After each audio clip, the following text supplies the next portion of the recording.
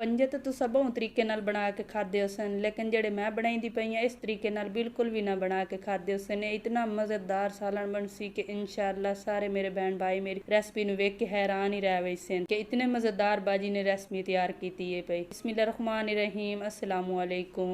उम्मीद करनी है सारे मेरे बहन भाई ठीक हो सो। ते अज मैं अपने बहन भाइयों वास्ते पंजियां दी रेसिपी शेयर करे सां, कुकड़ी दे पायां दी रेसिपी शेयर करे सां। ਇਹ ਵਾਲੀ ਰੈਸਪੀ ਬਣਾਉਣ ਵਾਸਤੇ ਦੇਗਚੀ ਦੇ ਵਿੱਚ ਮੈਂ ਪਾਣੀ 2 ਤੋਂ 3 ਗਿਲਾਸ ਸ਼ਾਮਿਲ ਕਰ ਲਿਆ। ਪਾਣੀ ਨੂੰ ਮੈਂ ਚੰਗੀ ਤਰ੍ਹਾਂ ਗਰਮ ਕਰ ਲਿਆ। ਉਹਦੇ ਵਿੱਚ ਇੱਕ ਇੱਕ ਪਾਇਆ ਸ਼ਾਮਿਲ ਕਰਕੇ ਤੇ ਉਹਨਾਂ ਨਾਲ ਦੇ ਨਾਲ ਕਢੇਂਦੀ ਵੇ ਸਤ ਉਹਨਾਂ ਦੇ ਉੱਤੇ ਛਿਲਕੇ ਲਾ ਲਏ ਸਨ। ਜਿਵੇਂ ਕਿ ਮੈਂ ਲੈਂਦੀ ਪਈ ਹਾਂ ਬਿਲਕੁਲ ਇਸੇ ਤਰੀਕੇ ਨਾਲ ਤੁਸੀਂ ਲਾ ਲਵਣੇ। ਇਹਦੇ ਵਿੱਚ ਕੋਈ ਮੁਸ਼ਕਿਲ ਨਹੀਂ, ਕੋਈ ਪਰੇਸ਼ਾਨੀ ਨਹੀਂ। ਇਤਨਾ ਖੂਬਸੂਰਤ ਪਾਇਆ ਹੋ ਗਈ ਹੈ ਵੀ ਕੁਕੜੀ ਦਾ ਪਾਇਆ, ਮੁਰਗੀ ਦਾ ਪਾਇਆ।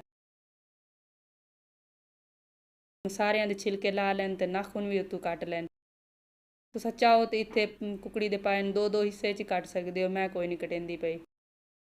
अगर तुहानू मेरी ये रेसिपी ज़रा बराबर भी पसंद आती पई है तो फिर मेरे भाई एक लाइक तो बनता है भी मेरी वीडियो नू लाइक कर दिता करो।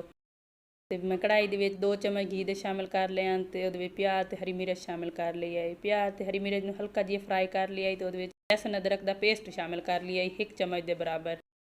मेरी वीडियो नू पूरा वेख्या करो, पूरा वेखण नाल ही पता चलता है भी इस बाजी ने किवें बनाई है तो किहड़े तरीके नाल तैयार किया है। भी इस रेसिपी नू पूरा वेखण नाल ही पता चलता है भी नाल दे नाल खूबसूरत जिहे टमाटर शामिल कर लई स, हल्का जिहा मिक्स कर लई स ते नाल दे नाल पाउडर मसाले भी शामिल कर लई स। ये रेसिपी इतनी मज़ेदार रेसिपी है भी एक बारी घरे जरूर ट्राई करिया।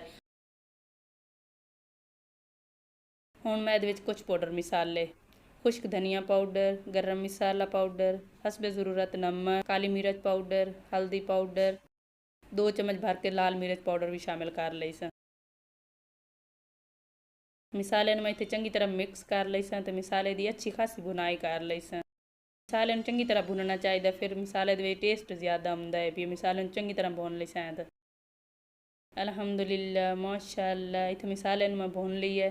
हुण मैं इहदे विच कुकड़ी दे पाए शामिल कर लई स, मुर्गी दे पाए शामिल कर लई स। कितना खूबसूरत मसाला इत्थे तैयार है पई है। बिस्मिल्लाहिर्रहमानिर्रहीम। मुर्गी दे पायां नूं मैं चंगी तरह धो लिया है, वॉश कर लिया है। अगर तुहानू मेरी ये रेसिपी पसंद आती पई है तो मेरी इस वीडियो नूं लाइक शेयर सबसक्राइब करना ना भुलिया है। बेल आइकन नूं भी दबा दिता करो ताकि आने वाली हर रेसिपी मेरी तुहाडे तक जल्दी पहुँच जाए। मेरे भैन भाइयों ने मैनू ये दसना है कि मेरी वीडियो कित्थों कित्थों ते किहड़े शहर च वेंदे पए हो। बस सानू पता लग पैंदा है कि साडी वीडियो बहुत दूर दूर तक घूमदियां वदियां सानू खुशी महसूस होंदी है पई।